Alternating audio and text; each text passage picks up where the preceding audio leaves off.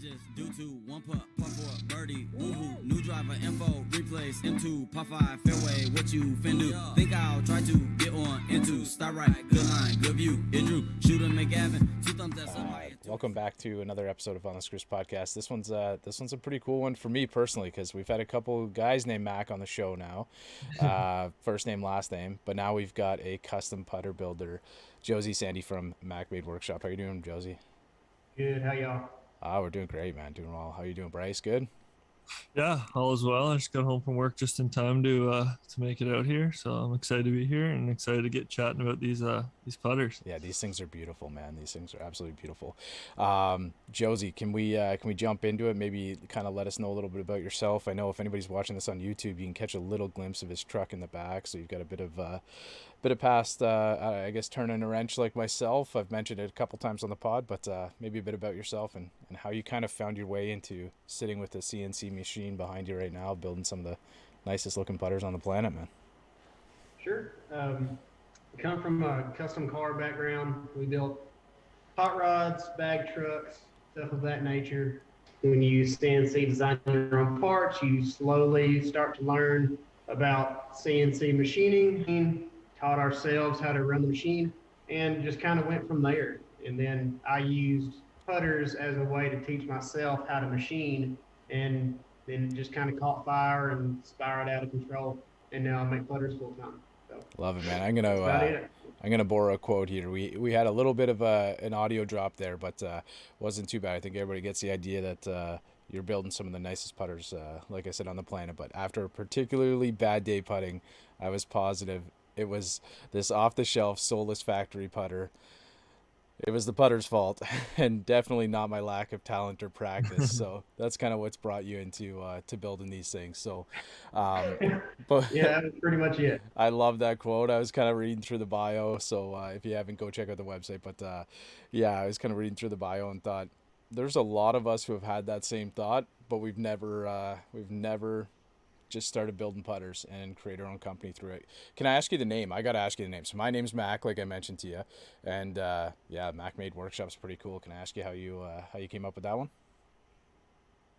Mac's my middle name. It's a family name, and MackMade Putters a lot better than everybody getting Josey very wrong and calling me Jose or Josey or all the other stuff. So MackMade had a better ring to it. A little easier, a little cleaner. And that's, I don't know, sounded good to me. Everybody else liked it. Looks good on a hat. Yeah, Josey's kind of a Canadian name. I feel like we've got some Joseys up here, like, so I think it's an easy one for us to pick up. Bryce is actually down in the States. He's down in Michigan, so he's kind of our translator. We've had a translator a couple times, right? So Bryce is our translator here. We got Mac with we were kind of joking about my accent, Bryce. It's like very Canadian when I say about or a boot, and you know, and I've kind of lost mine a bit. Every time I go home, my parents kind of say you're getting Americanized, as they say. Yeah. But I've just been here so long now, I kind of start to lose the Canadian accent. But I mean, I don't notice it, but. Little bit of a twang, right? So Josey, can we jump right into it? Can we talk about kind of what you got in the lineup right now? Like, I know you know, you do custom as well, but you've also got a nice selection up on the website there that people can kind of check out and all through your Instagram page. Can we talk about them a bit? Yeah, all of my shapes are custom shapes. I haven't designed anything unless somebody has asked for it. I don't have a stock series or just kind of a generic head shape that people can buy. I make sure, like, kind of the only requirement of all of my putters is they're all unique. Every one of them's different. No two are the same. It's really boring doing production work. That's why I left the shop that I was at to do putters full time, is because we transitioned from hot rods into doing production parts. And production parts is just, like I said, you know, mind-numbingly boring. So all the putters, I make sure they're all unique. They're all super custom. They're all one-off, one of one. No two will ever be the same. And that's what keeps me interested in it. Every week is a new challenge. Every putter head is something different. And I think that's very cool. And I think that's what separates me from probably, maybe not all of them, but most of them out there. And the other guys kind of like me that make custom putters, is they kind of have a little bit more of a parameter You have to like stay inside. And I say the hell with that. Let's make whatever you want to. That's what's cool. Yeah, like Yeah, I think that's awesome because I mean, there's plenty of guys out there that think their putter is like their main part of their bag. I mean, I can't putt, so I don't feel that way. But a lot of people like their putters like their babies. So when you can get a putter custom made like that, it's just like it's even more personable. It's even more yours. I think that's fantastic. Yeah, I've done all the research, and I'm a decent golfer. Like I carry about a two handy, so I've done all the fittings and whatnot, and I've looked at all the important stats and everything. But I think putting comes down to confidence more than anything else.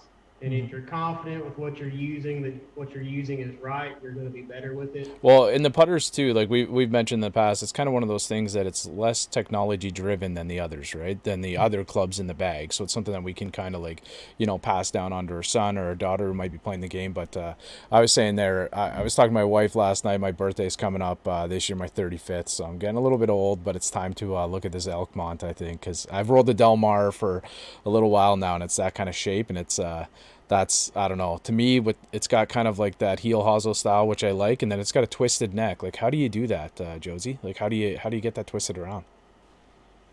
The twisteds always all start as that one, just kind of your basic straight, Yeah. low Right. neck, and then they get bent to loft and lie. And then with these, I'll weld this to the table, my work table over there, big vice grip on top of it, torch off the side, cook it up, get it hot. Then you just spin it around. Yeah. Done. It's probably about the most rudimentary caveman thing that I still do as far as putters go, but there's just no simple, clean, or easy way to machine something like that. hmm So it's kind of neat to be able to, get back in touch with my like teenage, play with fire roots, and just go to And town what on it. and once you heat it up like that, it's pretty malleable, right? As long as you get it to the right temperature. Exactly right. Yeah, I always, even when I built cars and like fabricated metal and stuff, you got to think of metal as water to a degree. Like even though it's obviously super hard, but the way you work it and massage it in the shape, and with a little bit of heat, you can turn it into butter, and it'll do Yeah. whatever you want it to do. So these, like, I'm looking through. Sorry, Josie, I'm kind of like lost looking through your page right now. I'm checking out these all the different putters here. I'm looking at the Slide, the Elkmont, the Jewel Squared. Like, so these are all just one-offs that you've built. If somebody came to you and was like, "Hey, I want to do that," like you could recreate that for them, I guess, but you'd want to put Sure. like a different custom vibe on it for that client. Yeah, I mean that's the joy of CAD, like SolidWorks, is once you develop a head, you have it forever. And once Yeah. I program all the machining for it, I have that forever. So I can go back and make another, jewel smooth head relatively easy. The hard work is already done. But then again, if somebody wants it stretched a little bit, or if they want it to weigh 380 grams instead of 355. I can go in, stretch this, pull that, and make it. That's how I customize it. I don't have weight ports on my putters. Like if you want it to be a certain weight, I build it as that weight, and that's kind of the customizing part of it too. So, and you can get whatever face mill you want on it, whatever design you want on it to also make it look different, make it cool, make it unique, make it yours. Man, That's these are awesome. all cool. Like the Gramps is pretty cool too. It's like that old like 8802 Mhm. kind Yeah, of look, kind of same. vibe. I love that, man. Yeah. And the one right above it's the Elk, which is, I think that's the Elk, right? Is that The it's got the the bent neck On there. my website, I don't know. I don't check it Yeah, out. yeah. So it's just I'm just kind of getting stuck on them here, but they're pretty cool, man. Like they're all pretty cool. The one's got the Canadian flag on it, so obviously, hopefully that came Yeah, up to somebody up north of the border here. I send a surprising amount up there. Like, Yeah. uh, It's funny it's too, because always shocking to me. we were chatting with Chris from Chris's Custom Gloves a couple weeks ago, and he mentioned the same thing. How he had like a, just a very rudimentary approach to how he does his work with the, like, he'll just heat up a flame, set something on fire, and then before he knows it, he's created something beautiful, right? So it's kind of Yeah. cool to hear you guys both say that. It's a pretty neat feature. Um, can we talk like a little bit about like the process? So if Bryce or I want to get one of these built up, Like, do we just kind of reach out with you to like like kind of a style or something that we've done in the past, or a putter that we've had in the past, and then you kind of like mock it up? Typically how it goes is, you contact me. I do have a small deposit before I can get working on anything. Otherwise, I was just doing free 3D models 40 hours a week. Mm. But after that, we work together. You kind of put together your list of wants, whatever pictures and designs or shapes that you want. I go through that, kind of blend them together, do whatever, make a 3D model of it on CAD, and I send you the pictures and videos of it, so you can approve it. 9 times out of 10, the way it starts is never the way it finishes. Especially when somebody finally sees a design on a putter head, it might look different, might need to be bigger, smaller, or just completely scrap it and start over. None of that hurts my feelings when people tell me they don't like it, because that just means that's one less thing we got to worry about to make sure we make exactly what you want in the end.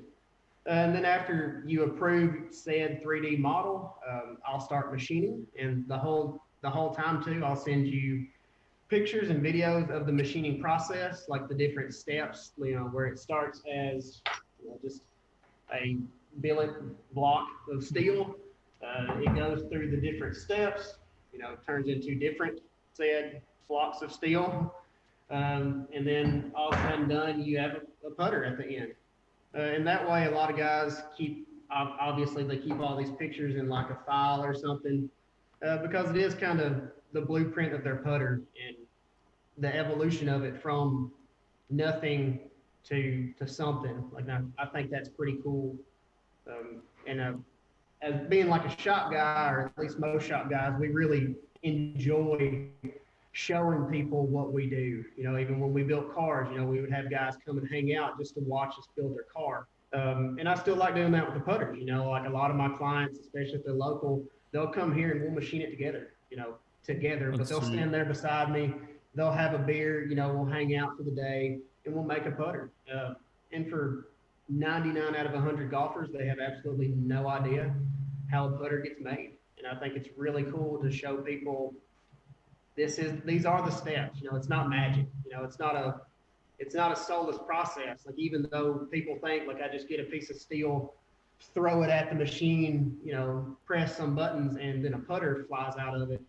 It's not. It's a very hands-on, labor-intensive process. And then even when the machine's done with it, I still got 3 to 5, 8 hours of handwork done with it, as far as like polishing and twisting the neck, bending this, finishing that, torching it, paint fill, a whole 9 yards. Like, it's a very involved process. Yeah, that's very much. Sorry, that's one of the things I was going to mention. Craftsmanship than manufacturing.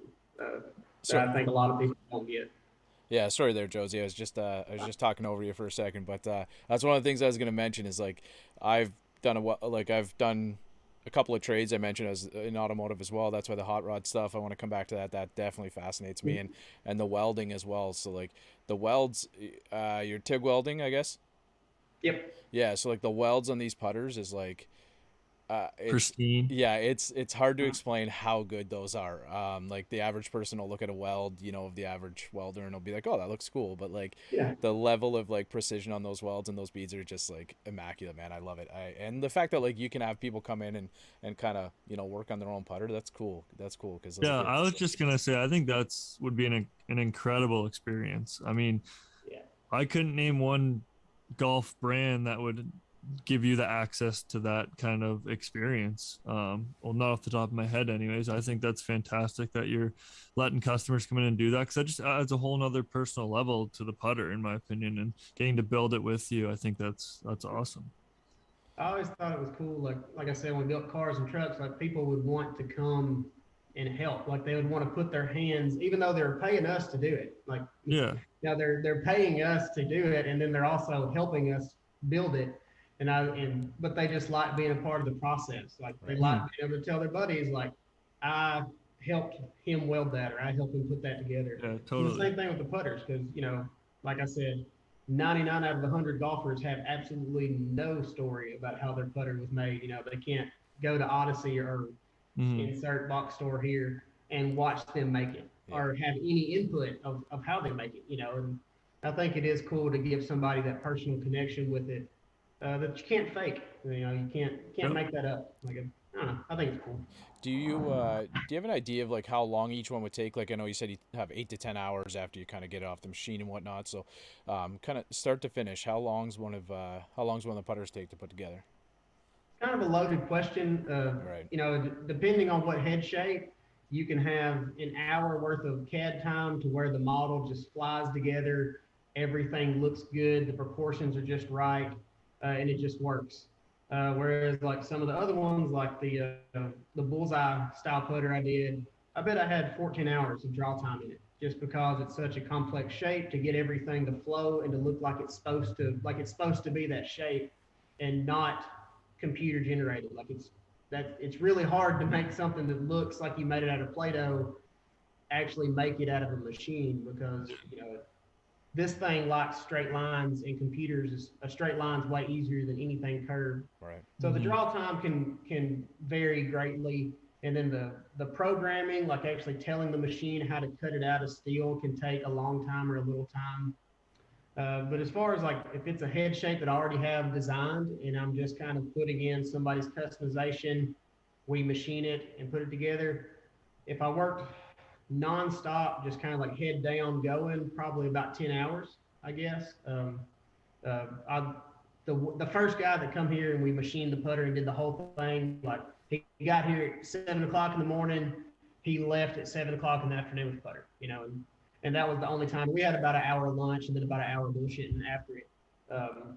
And so it was about 10 hours of head down work. And to my surprise, he actually stayed and watched the whole process. But Nice. that would be a general idea. Now, somebody could probably get it done faster, I guess, but I can't. Not making sure everything's right. Like, there's corners to be cut to get it done faster. Like, your average Scotty Cameron doesn't take 10 hours. Yeah. Block of steel to in the box, it probably takes a quarter of that. That's also better. That's also the difference between fully customized and kind of your typical big box retailer, right? That's bringing out 20 of the same putters compared to year one, probably, or whatever the ratio is. But it's just that customization factor takes that much more time and care, kind of. Sure. Not like my machine on time per putter is probably twice as much as something like theirs is, because theirs is engineered to make a million of them. Right. Yeah. They're worried about counting seconds, whereas when I'm making one, if it takes an extra half hour, I don't care. Exactly. It's worth it to me, and So- that's what people pay for. Yeah. So depending on how many orders you get per week or per day, what's your kind of like day in the life in the shop? I mean, kind of like within a week span. I know it's kind of a vague question because it depends on orders and stuff, but just generally, what are you doing day to day? I try to keep it on a pretty good schedule, like to kind of keep me sane, because especially when I first started, I was really working too much. Like I was probably putting in 70 hours a week, just unrealistic workload. And, the fiance, like even my shop is at my house, and my fiance would never see me. I was out here before she would wake up to go to work in the morning, and I was out here until 11 o'clock at night. And so I quickly learned, well, it took me 6 months, but I learned soon enough after she yelled at me enough that is not a sustainable lifestyle. So now I kind of have it a little more regimented, to where it's like on Mondays, I typically do most of my computer CAD work. Like I sit down, I lock in, I'm drawing all day long. I'm 3D modeling. Tuesdays is typically my machine day. I'll turn the machine on and I will machine probably 3 putters. I kind of like to have it capped at that. So regardless of how quick they get done, I like to spend X amount of time on them so I know I'm not skipping any steps. Like I'm not trying to get anything done as quickly as possible. Like if I'm telling myself this is going to take 2 hours, if I get done in an hour and a half, I'm going to look at it for 30 minutes to make sure I got everything right. Then Wednesday, Thursday, Friday, it's usually finish work. It is hand sanding everything, rolling corners, softening the head, welding, assembly, putting the sticks together, and then just the boring part of the job of boxing it up and shipping it. shipping everything. Like that takes up way more time than I wish it did because it's just terribly boring. But that's kind of where I have it there now. And that seems to be a pretty sustainable workload, like a pretty sustainable like lifestyle too. You know, that allows like usually on Friday afternoons, I actually quit a little early. And when the weather's not miserable, I usually play golf with some guys or just kind of take care of shop stuff, like make sure everything out here is the way it's supposed to be. Like I try to keep a real clean shop, a real professional shop, and that's also a full-time job of keeping it, you know, nice. Like you don't think about all those little things whenever you start out to do something like this, but you know, like when you run out of paper towels, you got to sit down and order a box of paper towels or, you know, coolant for the machine. Like it's the little things like that people, you know, I wish I was always making putters, but sadly, part of running a shop is you just have to run a shop. And, Yep. you know, when you're a machinist and designer and janitor all rolled into one, like you got to wear a lot of hats and it takes a lot of time. So, Yeah, I remember it's fun.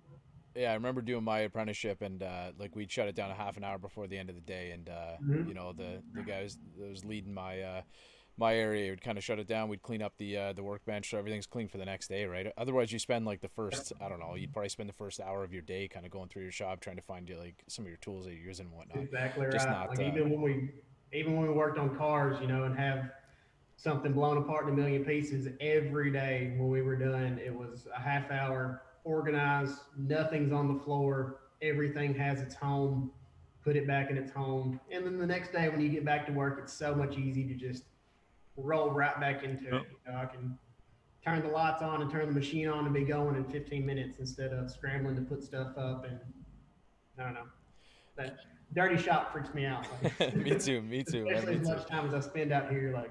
It's like the podcast space and stuff too. Try to keep it clean so when you come down, it's set and ready to go. Can we talk about any shafts? Do you have like certain shaft options that you go with, or can you put anything in there that customers looking for? Anything. Okay. You know, I do everything you can think of. The LIGP stuff, stability, just your, you know, run-of-the-mill steel. Although a lot of that stuff is, you know, little insight into the putter world, but like most of that stuff's kind of gone extinct right now, which is a little scary and frustrating that Right. like generic black putter shafts kind of don't exist right now. Like they're gone, period, in the story, can't get them. So, you know, I guess everybody's dealing with COVID, you know, supply chain issues, but you know, when you make putters and you call all of your shaft manufacturers and they just tell you we don't have them, that that's not cool. So you got to run through different options, but yeah, I can't imagine like you're the second putter builder that I've talked to that said the same thing, and you know, kind of just desperately looking for them, right? So yeah, it's just they kind just of don't exist. yeah, it's just start curious. milling your own shafts. If it was, I have explored that opportunity or that avenue. Like, what does it take to actually have shafts manufactured? And it is a lot. It is a lot more than I can take on. Yeah, I bet.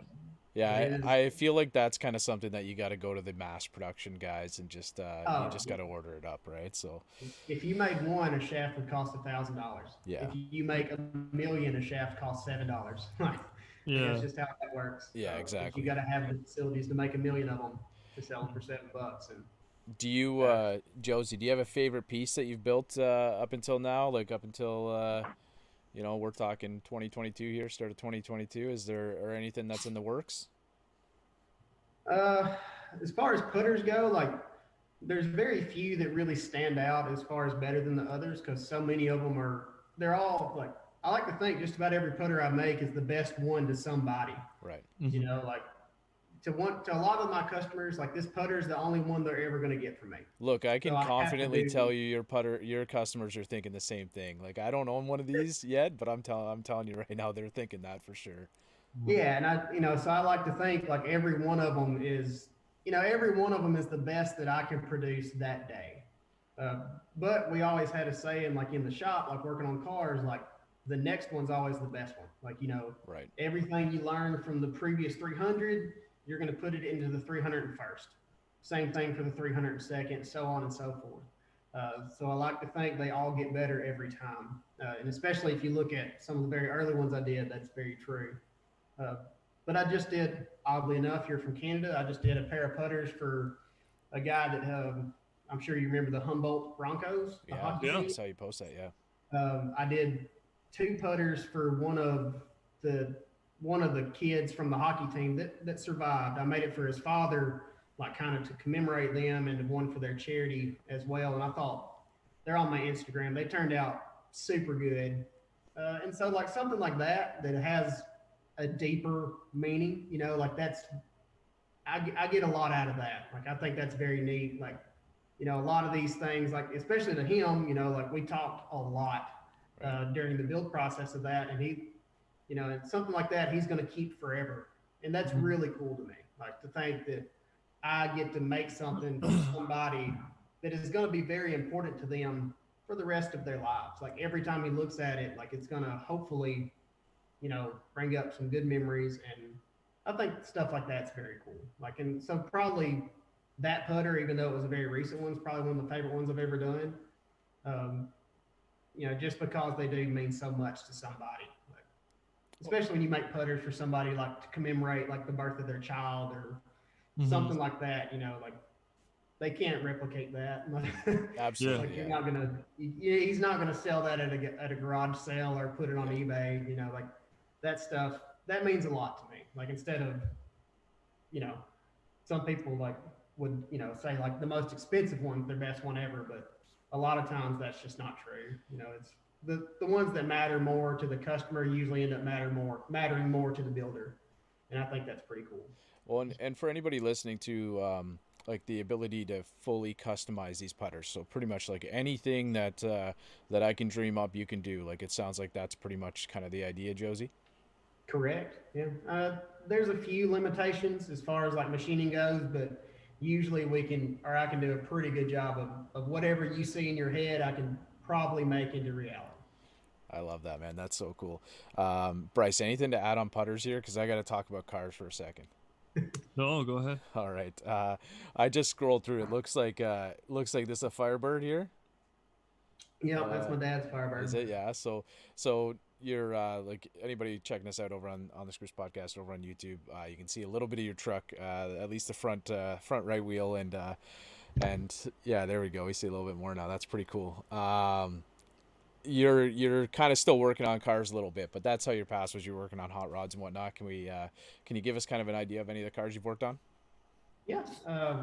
We were talking earlier. I think that I did the math and figured out that's probably my 37th or 38th vehicle that I've owned. You know, everything from, you know, 1940s hot rods to brand new BMW. So I have a very diverse, I guess, a love for anything automotive. You know, I've had Jeeps and four-wheel drive trucks to lowriders to bag trucks to, you know, old pickup trucks to high horsepower hot rods. Pretty much everything. You know, I really don't have many genres that I don't appreciate. And that's what I did all through high school for a job. And then after high school and after college, like we started building hot rods you know, that was what I did for a profession. You know, we were building 6-figure cars, you know, we were very good at it. You know, we worked really hard to be considered the best in our niche or whatever. And so we took a lot of pride in it. You know, we built brand new cars and brand new trucks and, you know, several $100,000 hot rods for guys. And, you know, we would drive them all over the country too. We would build them in Tennessee and then we would drive them to Vegas for SEMA every year. So our reputation was that not only did we build something that looked very good, but our shit worked. Like, you know, we drove it, you know, we built a 66 Chevelle and then drove it from Tennessee to Vegas and back with 4 guys in it in a 2-door Chevelle. You know, we just did that. And so that also taught me that there's absolutely no excuse for not doing a good job on everything you do.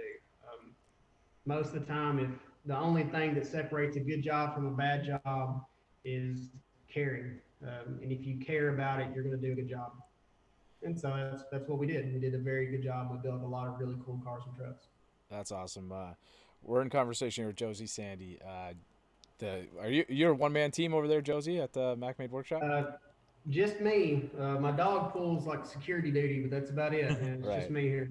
Love it, man. Love it. And that's MacMade _workshop over on Instagram. So I would encourage you, if you're still listening to the pod at this point, kind of click below. We're gonna link it down below. But you got to go just have a look at the page, because it's pretty cool, man. Like you'll get kind of lost in it. So MackMade _workshop. Bryce, anything you want to add in here before we let Josey go? Yeah, Josey, are you? You said you're in Tennessee. I'm technically in Alabama, but I'm right on the Tennessee-Alabama line. I was just saying, I played. Me and my family went to Gatlinburg, Tennessee, and I played the Gatlinburg Golf Club, I believe it's called. Mm-hmm. It's beautiful down there. The golf's cool. It's so much different than up here, and I just think that course. I only played that one course, but it's just a beautiful area for sure. Yeah, I'm technically like Tennessee Hill people, and I just happen to live in Alabama now. So we get up, born and raised up there, still get back up there to play golf all the time. Like I'm not far away from Sweetens Cove. I'm sure everybody's heard of that. It's now super famous now, but it's only about an hour and a half from my house. So we get back up there often, especially during the fall when the leaves are changing and everything. It's hard to imagine a better scenery for golf than East Tennessee in the fall. That's awesome. Yeah, we're pretty lucky. We've got a couple really nice spots, but you got to go pretty far east. Like where I am, I'm kind of right, not in the middle of the country, but Canada's massive. For anybody who doesn't know, like it's absolutely huge. So you got to go 4 days west or 2.5 days east to play some of the really, really prime spots. But in Ontario, we've got some really, like where I'm located in the Toronto area here, really, really top courses. Like great while you're on the course, and then you kind of leave and it's just a concrete jungle everywhere else, right? So but thanks so much, Josey. This has been great, man. I really appreciate it. These putters with my name obviously caught my eye kind of right away, and Bryce loves talking gear, so I appreciate you coming on. If anybody's looking to get a hold of you, kind of wants to chat a putter, check out any of your work, what's the best way to reach you? Instagram's usually the easiest. I check it. It's kind of just part of my job, and I check it really often. And I'm happy to get on there and interact with anybody else that cares about my stuff. So that's usually the best way to get a hold of me. Great. I'll go ahead. I'll link that in the description below. So if you're, on Apple Podcast, Spotify, anything like that, scroll down. The website will be below as well. And then on the Screws Podcast over on YouTube, if you just kind of scroll down, I'll link those there. Josey, thanks so much, man. I appreciate that. He's out in my ball in the course, so I tee up. I lose the ball and I re-up. I miss a fairway, I probably end up in the ocean or maybe the beach. And I'm on a par 5 and I'm finna go reach it. Second was blind, I ain't see it. Feel like it might be an albatross.